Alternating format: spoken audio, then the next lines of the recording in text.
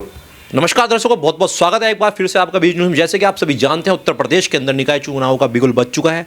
सीधी बातचीत करने के लिए हम पहुंचे हैं कि पिछले 5 वर्षों के अंदर वार्ड नंबर 39 के अंदर जो यहाँ के वर्तमान में पार्षद हैं प्रदीप उपाध्याय जी, उनके द्वारा कितना क्षेत्र में विकास हुआ है और आगे की इनकी क्या क्या प्लानिंग है। जी बहुत बहुत स्वागत है आपका प्रदीप जी। सबसे पहले तो आपका बहुत बहुत धन्यवाद।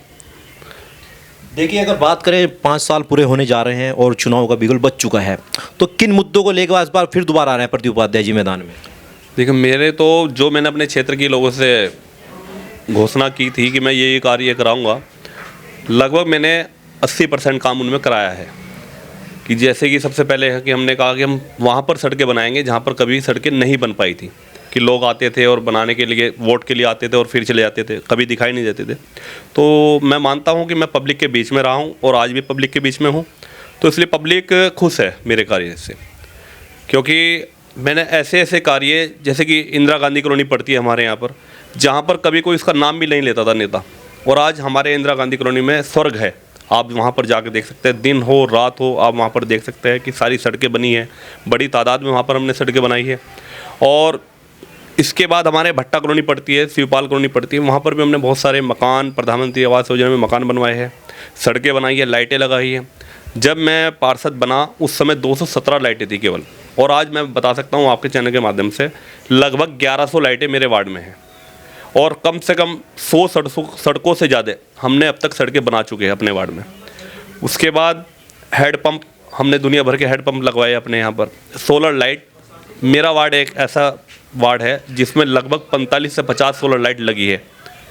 हमने वो किस प्रकार से लगाई है, वो हमें काम करने का तरीके का पता है अपना, कि हमें कैसे काम करना है, किससे हमें मिलना है, किससे कहाँ से हम पैसा ला के अपने वार्ड में लगाए। हमने वो सभी कार्य किए हैं। जैसे प्रदीप जी, आपकी बात रोक के एक प्रश्न है मेरा। आपने बताया कि 100 से ज़्यादा सड़कें आपने बनवाई है। अगर बात करें हिम्मतनगर की मुख्य मार्ग आपके घर के सामने से ही निकलता है, ये पूरा क्षतिग्रस्त है, क्या इस पे कार्य क्यों नहीं हो पाया अब तक? इसमें कार्य 2 साल कोरोना काल में आ गए, जिसमें कि पूरे वर्ल्ड में महामारी आ गई थी, जिसमें कि हम लोगों ने संघर्ष किया। उस समय पहले हमें अपने लोगों को बचाना था, अपने क्षेत्र के जानवरों को बचाना था, पशुओं को बचाना था, क्योंकि हमारे लिए मेन वो सबसे बड़ा फोकस था कि हम सड़क विकास से नहीं बात होगी, पहले हम उन लोगों को कैसे उनको बचाए, कैसे सरकार ने हमें योजना का हम कैसे उन लोगों को लाभ दे।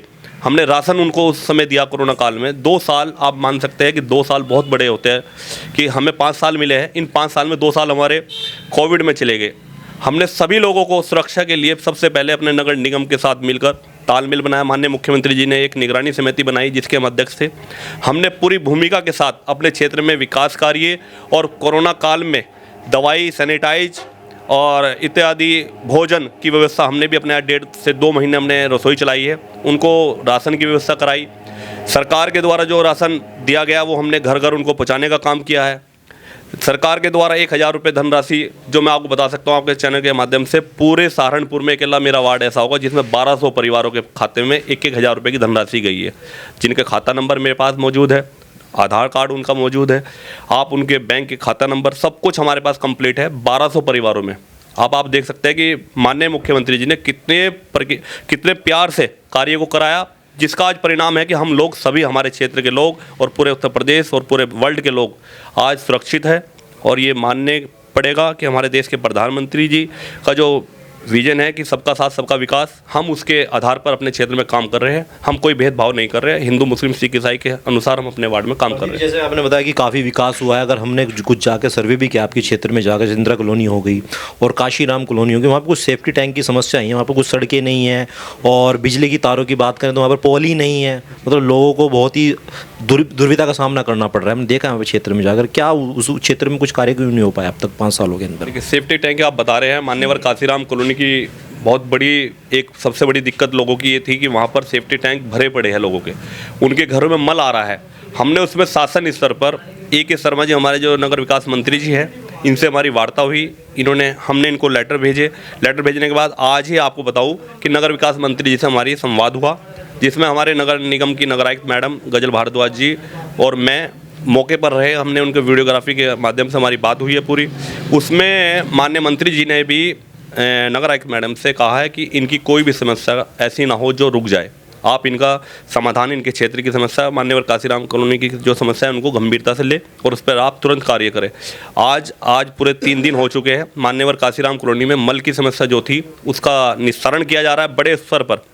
जलकल विभाग, स्वास्थ्य विभाग, गैराज विभाग, निर्माण विभाग, सभी लोगों को वहाँ पर लगाया गया है और उसी का परिणाम है कि आज बड़ी संख्या में वहाँ पर जो मल की समस्या थी उसका निस्तारण जल्द से जल्द 10 दिन के अंदर करा दिया जाएगा। इसके लिए मैं अपने नगर आयुक्त का मैं बहुत बहुत धन्यवाद करता हूँ, अपने माननीय मंत्री जी का भी इसमें धन्यवाद करता हूँ, क्योंकि उन्होंने मेरे प्रार्थना पत्र पर संज्ञान लिया और लगभग आपको बता दूं कि 1 करोड़ रुपए का धनराशि हमारे 15 वित्त में मान्यवर काशीराम कॉलोनी के लिए बाउंड्री वॉल के लिए स्वीकृत हो गई है, जिसका काम लगभग 10 तारीख के बाद उसका टेंडर डलना है। 10 से 11 में टेंडर खुल जाएगा।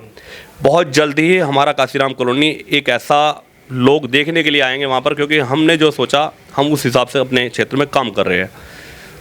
जैसे कि अगर बात करें प्रदीप उपाध्याय, निर्दलीय उम्मीदवार होने के बावजूद आपने भारतीय जनता पार्टी के उम्मीदवार को करारी टक्कर दी। क्या लग रहा है इस बार कुछ बदलाव होने जा रहा है? किस तरह जनता का सहयोग मिल रहा है? आप जा भी रहोगे क्षेत्र में जाकर? देखिए, मेरा कोई भी विरोध नहीं है, क्योंकि मैं अपनी तारीफ़ करने लग जाऊँ तो मैं ये नहीं चाहता। मैं आपके माध्यम से भी और सबको मैं कहता भी हूँ कि आप क्षेत्र में घूमिए, आपको कहीं समस्या दिखते तो आप मुझे अवगत कराएं। मेरे क्षेत्र के लोगों के लिए मैंने अपना व्हाट्सअप नंबर दिया है। हम डेली प्रतिदिन अपने क्षेत्र में साफ़ सफाई, आपने देखा भी होगा, पूरे क्षेत्र में घूम लीजिए और 17 वार्ड जो और भी है आप उनमें भी देख लीजिए।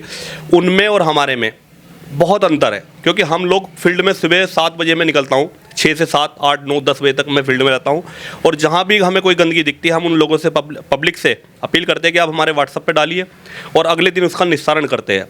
आपको 2020 में मेरा वार्ड स्वच्छ भारत मिशन में माननीय मुख्यमंत्री जी के द्वारा जो स्वच्छ भारत मिशन का कार्य चल रहा है भारत सरकार के द्वारा, उसमें मेरा वार्ड द्वितीय स्थान पर आया है। अब आप देखिए, जो आउटर का एरिया होता है वो जल्दी से गंदगी का ढेर मिलते हैं, मगर मेरे पूरे आउटर के एरिया पर भी इतना साफ़ सुथरा, जबकि मेरे यहाँ 16 कर्मचारी है केवल, जबकि यहाँ पर 40 सफाई कर्मचारी चाहिए। उसके लिए भी आज हमने अपने नगर आयुक्त मैडम से भी बात करी है, अपने महापौर जी से भी बात करी है। बहुत जल्दी हमारे सफाई कर्मचारी भी बढ़ेंगे और ऐसी कोई व्यवस्था नहीं बिगड़ी हुई, बहुत अच्छी व्यवस्था है। हम लोग क्योंकि फील्ड में रहने वाले लोग हैं तो हमें लोग इतनी जल्दी भूलेंगे भी नहीं। अगर बात करें प्रदीप जी, कुछ 5 सालों में कुछ कार्य आज भी अधर में लटके पड़े हैं, तो आपकी मेन प्राथमिकता क्या रहेगी? अगर जनता आपको दोबारा फिर मौका देती है पार्षद बनने का, तो फर्स्ट प्रायोरिटी क्या रहेगी आपकी? देखो, फर्स्ट प्रायोरिटी मेरी ये रहेगी, मुझे विश्वास है कि अभी मेरे कार्यकाल में 2 महीने शेष है। इन 2 महीने में मेरा प्रथम जो भी कार्य है अभी ये हिम्मतनगर की मुख्य रोड को बनाना है और मैं अभी आपको बता दूं कि मुझे पूरी उम्मीद है, क्योंकि मेरी ये रोड बन जाएगी।